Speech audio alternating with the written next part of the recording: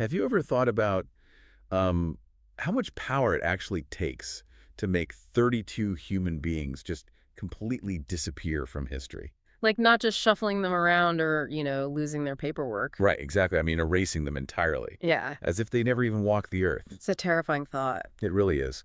Well, welcome to a brand new deep dive, everyone.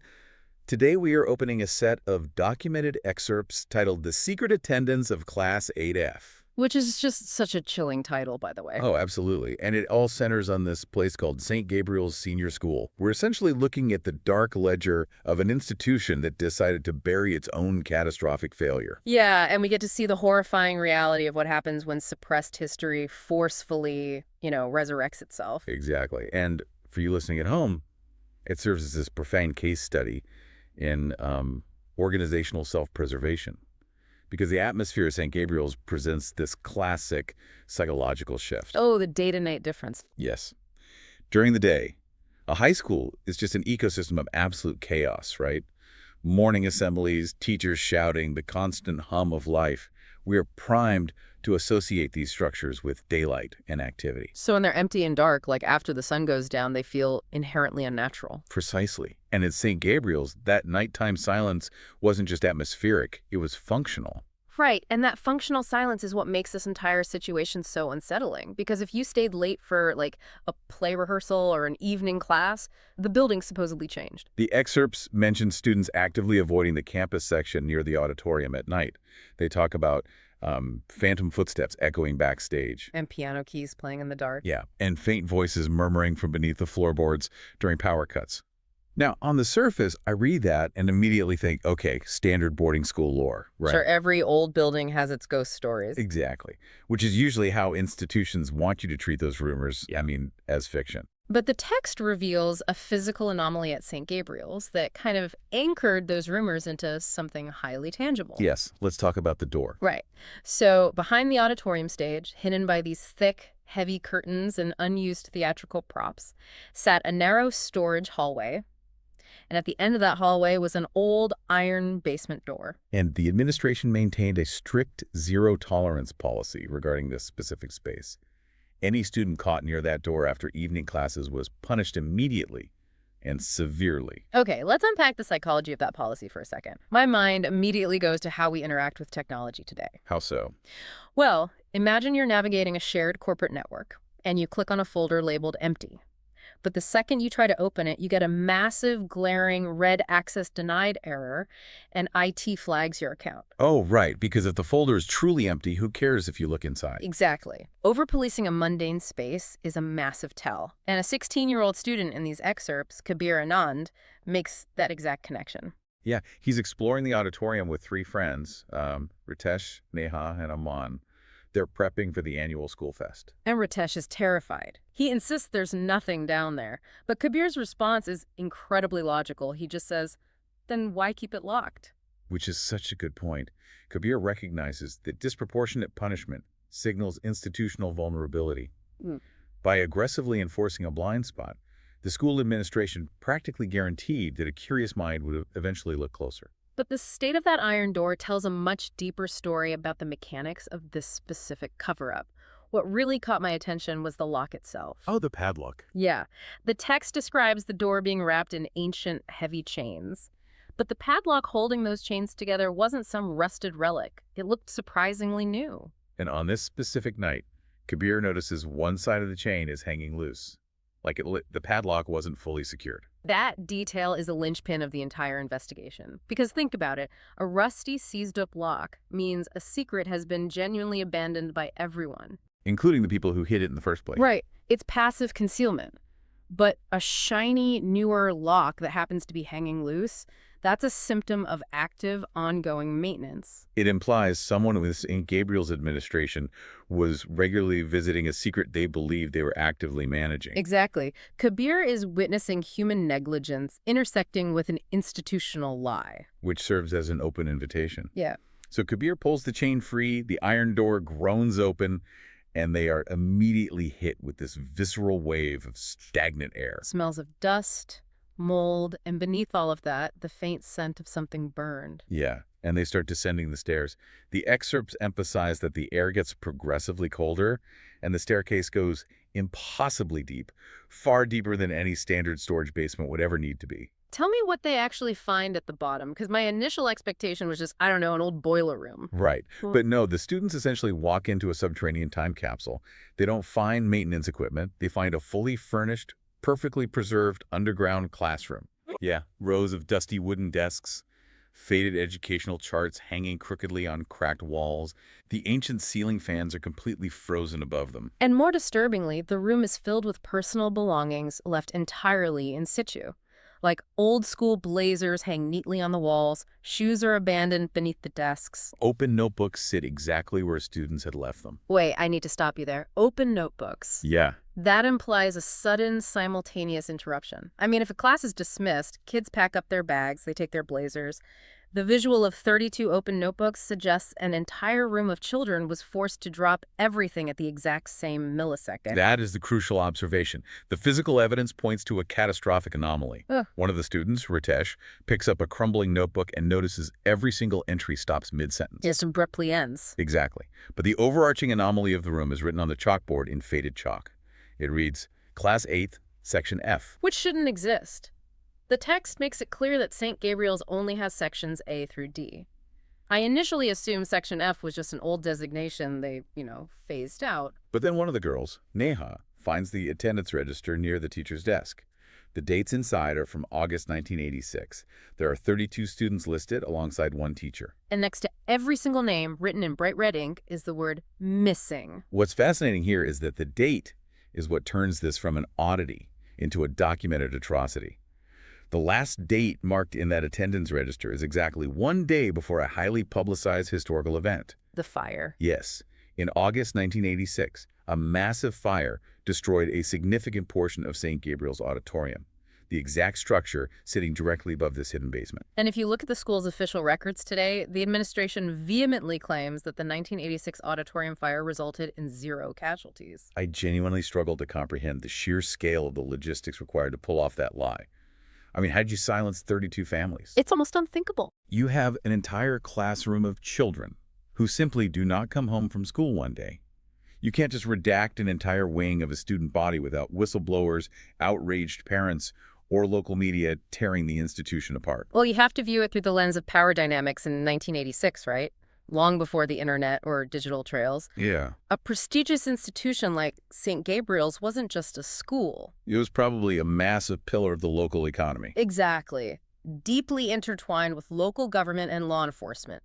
The school bureaucracy had to weigh the total, permanent destruction of the institution's legacy against the lives of those children. And they chose the institution. It chose the institution. Managing that narrative didn't require killing the families. It required out-resourcing them. Blackmail, financial settlements, threatening the livelihoods of parents who relied on the school's ecosystem. Manipulating local press. Right. They leveraged every ounce of their systemic power to literally wall off the truth. But burying the physical evidence doesn't dissipate the trauma. If the institution is willing to go to those lengths to seal off a tragedy, what happens when someone actually breaches that firewall? Because the students standing in that room don't just get to look at the attendance register and leave. No, they don't. The excerpts describe this brutal transition from historical discovery to a visceral, supernatural reliving of the event. A desk near the back wall suddenly scrapes against the floor. The ambient temperature plummets. The students' phone flashlights begin to flicker and fail, and then the auditory manifestations begin. Dozens of faint, overlapping whispers fill the room. And the specifics of those whispers are what completely reframe the story for me. It's not just random scary noise. It's snippets of an ongoing conversation from 1986. The living teenagers hear things like, attendance, don't leave, and teacher said, stay calm. Meanwhile, the physical environment starts reacting. Black burn marks spontaneously spread across the walls, bleeding right through the peeling paint. The smell of smoke becomes overpowering. One of the frozen ceiling fans starts slowly turning. The sensory details perfectly mirror the escalation of the actual 1986 fire. The space is forcibly looping the final moments of Section F. And then, fresh, invisible chalk drags across the screeching blackboard, writing out a single sentence in shaky white letters, fire drill in progress. Oh, and immediately, the school's emergency alarms erupt from ancient, hidden speakers. A distorted, inhuman voice commands, all students remain seated. Here's where it gets really interesting, because this completely upends the entire narrative of what happened down there. The living students realize the basement door upstairs has slammed shut. Smoke is pouring through the ceiling cracks. They turn to flee, but Kabir freezes because the room is no longer empty. Right. Sitting at the desks are the burned remains of Section F, melted skin, charred uniforms.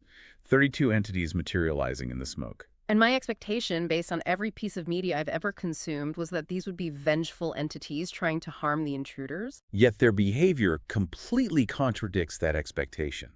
They do not attack Kabir or his friends. They turn their heads toward Kabir and they ask one collective question. Did they finally come back for us? Yes. They aren't monsters.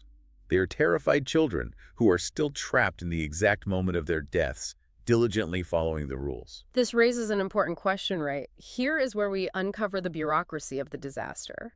The children of Section F didn't die simply because they were caught in a fire. They died because the basement exits were locked during a fire drill. Exactly. The administration initiated a lockdown protocol, confining the students underground right as a genuine, uncontrolled fire began consuming the auditorium above them. We trained children from kindergarten to obey authority, to stay in their seats, to not cause a panic, to listen to the teacher above their own survival instincts.